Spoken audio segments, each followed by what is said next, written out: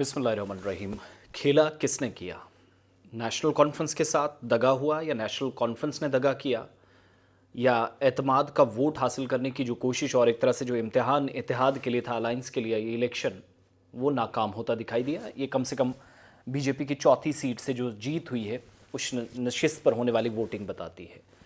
थोड़ी देर पहले उमर अब्दुल्ला साहब ने कुछ चीज़ें क्लियर की, लेकिन कल वाली बातें रिपीट। सजाद लोन साहब ने प्रेस कॉन्फ्रेंस की, कल वाली बातें रिपीट। नंबर गेम जो है वो कुछ और बन सकता था, दोनों तरफ से कहा गया, लेकिन मुझे धोखा दिया गया, मैंने अपने घर में खाना खिलाया, मगर लास्ट में मुझे दगा देना उनने मुनासिब समझा, वो किया उमर अब्दुल्ला साहब के मुताबिक।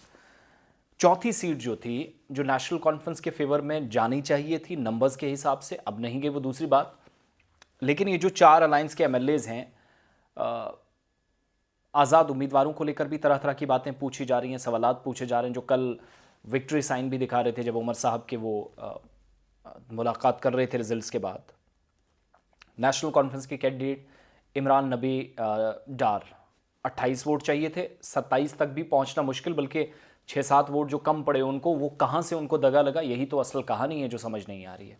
21 वोट उनने लिए, और सबसे बड़ा जो मसला है हमारे ज़राए के मुताबिक, ना पीपल्स डेमोक्रेटिक पार्टी ने और ना कांग्रेस ने अपने एजेंट्स वहाँ पर रखे थे। और वोट जब चेक किया जा रहा था, जिस पर नेशनल कॉन्फ्रेंस कॉन्फिडेंटली कह रही है कि वी वो voting for our National Conference candidates, और वहाँ पर एजेंट्स थे, they also check the slips as well, voter slips जो हैं। तो इसका मतलब जो चीफ विप थे निज़ामुद्दीन भट्ट साहब, उनने खुद किसको वोट दिया, बहुत सारे लोग इस पर तज्जिया करते हैं, मगर हम तो सवाल किसी का नहीं उठाएंगे। कांग्रेस का शुक्रिया भी वज़ीर आला साहब ने किया सपोर्ट के लिए, वोट के लिए। पीडीपी का नाम नहीं लिया। फिर सवाल पूछा गया श्रीनगर में प्रोग्राम के दौरान मीडिया से कि पीडीपी का शुक्रिया अदा करेंगे। कहा जिन जिन ने हमें वोट दिया, हमारी कामयाबी के लिए कोशिशें की, सबका इजहार तशक्कुर। महराज मलिक पर कोई जवाब नहीं, क्योंकि महराज मलिक ने भी गड़बड़ की है, अनकन्फर्म्ड रिपोर्ट्स आ रही हैं। और अब जो कल वो कह रहे थे मैंने दिया वोट, लेकिन शक व शुबहात बरकरार, वही अनसर्टेनिटी एक तरह से, जिसमें सीट बीजेपी निकाल कर लेकर ये लोग आपस में लड़ते रहे। और इफ्रा जान तर्जुमान है नेशनल कॉन्फ्रेंस की, उनने तंजिया अंदाज में कहा कि अब लगता है बेल जल्दी उनको मिल जाएगी, यानी महराज मलिक के एक्स पर पोस्ट पर रेस्पॉन्ड कर रही हैं। लेकिन बड़ी बात यह कि वाकई में अगर किसी के पास वहाँ एजेंट्स नहीं थे, तो इसका मतलब क्या, उन्होंने अपनी मर्जी से किसी को भी वोट डाला। जो नंबर्स है और रियलिटी है, 58 एमएलए टोटल नेशनल कॉन्फ्रेंस और इत्तेहाद के मिलाकर बनते थे, ये कंफर्टेबली वो जीत सकते थे दोनों तीसरी और चौथी सीट। और 41 एमएलए नेशनल कॉन्फ्रेंस के, 6 कांग्रेस के, 7 एमएलए इंडिपेंडेंट, 3 पीडीपी के, 1 सीपीआईएम का। रिजल्ट इसके बावजूद भी क्रॉस वोटिंग से उधर चला गया, ये 58 नंबर्स होने के बावजूद भी।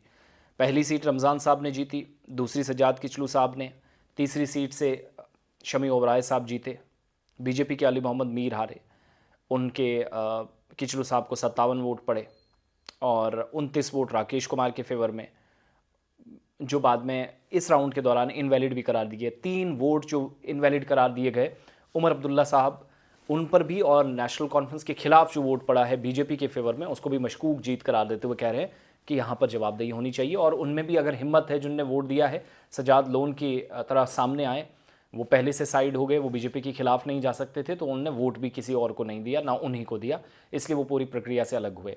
और आप भी आकर कहिएगा, इस खेल के दरमियान जो तर्क और जो दलाइल मैथमेटिकली सजाद लोन साहब दे रहे हैं, वो भी बड़ा करेक्ट है, उसको भी आप नज़रअंदाज नहीं कर सकते। जिनने थोड़ी देर पहले जब न्यूज़ कॉन्फ्रेंस की श्रीनगर के अंदर, एक तो उनने धमकी दी कि रिजर्वेशन के मसले पर बात नहीं बनी तो हम इस पर एहतजाज शुरू करेंगे। दूसरा, उनके मुताबिक मैथमेटिकली जो फाइनल रिपोर्ट है उसमें 28.1 इलेक्शन कमीशन के, उनके मुताबिक इलेक्शन कमीशन ने जो फाइनल रिपोर्ट में मेंशन किया है, जीत के लिए तीसरी सीट पर 28.1 चाहिए थे मैथमेटिकली। इसका मतलब कि 29 वोट्स जो हैं कैंडिडेट अगर कोई हासिल करता है वो जीत जाए नंबर 3 पे। लेकिन नेशनल कॉन्फ्रेंस की स्ट्रेटजी क्या रही, नेशनल कॉन्फ्रेंस ने 31 वोट्स दिए और बीजेपी को 28 वोट तीसरी सीट से, जिसका मतलब एक्स्ट्रा वोट, सजाद लोन के कहने का मतलब है कि उन्हें एक्स्ट्रा वोट्स, यानी 28.1 वाली रेशियो थी थर्ड सीट पे, तो इन्हें 31 दे दिए, दैट मीन्स 3 वोट एक्स्ट्रा दे दिए। साथ उन्होंने ये भी क्लेम किया, सजाद लोन कह रहे हैं कि एक वोट जो रिजेक्ट हुआ है वो भी एनसी के एक मेंबर का है, वो भी नेशनल कॉन्फ्रेंस के तीसरे कैंडिडेट के फेवर में था जो रिजेक्ट हुआ है, जिसका मतलब वहां से अगर वोट एक्स्ट्रा ना पड़ते तो ये डिवाइड किया जा सकता था, नंबर्स मैथमेटिकली डिवाइड करके 4 नंबर वाली सीट जिताई जा सकती थी। उसके बाद फिक्स्ड मैच, कल वाली बात सीधे तौर पर उनने दोहराई और उमर अब्दुल्ला साहब कह रहे हैं वो लोग भी सामने आए जिनने फेवर में वोट किया, या तो खुलकर सजाद साहब की तरह या कुछ। लेकिन बड़ी बात यह है कि this is an eye opener, this is a political challenge, this is a political warning for India alliance, particularly for the leadership of Omar Abdullah, the current Chief Minister of Union Territory of Jammu and Kashmir। इसलिए क्योंकि वो बार बार जो कहा जा रहा था दिल्ली वाले सख्त नहीं हैं, संजीदा नहीं है, उन्हें समझ आ गया कि हमने स्पेस जम्मू कश्मीर की रीजनल पॉलिटिक्स में कैसे बनानी है। और वो जो पॉलिसी चाणक्य वाली, जब बाकी स्टेट्स में चुनाव होते हैं तो कहा जाता Amit Shah is a kind of Chanakya, वो हिकमत अमली बनाते हैं, किसी को समझ नहीं आती है। वो जब जम्मू कश्मीर के अंदर बन रही थी तो इन लोगों को भी पता नहीं चला, किसी को पता चलने ही नहीं दिया गया। और इतनी खुफिया हिकमत अमली कि जिसको ग्राउंड पर इंप्लीमेंट करके तरुण चुग और बाकी लोगों ने दिखाया, ये बीजेपी के लोकल कार्डर की जीत नहीं है। उन्हें तो खुद भी मालूम नहीं था नंबर्स क्या है, उन्हें आज भी पूछेगा गणित में पता ही नहीं उनको। लेकिन पार्टी की top leadership, they're confident, leader of opposition हवा में बातें कर रहे हैं इधर की उधर, फलानी मुर्गी फलानी, तहजीब का भी दायरा सब वो लांग दिया उन्होंने, एमएलएज को कुछ भी उन्होंने समझ के रखा है।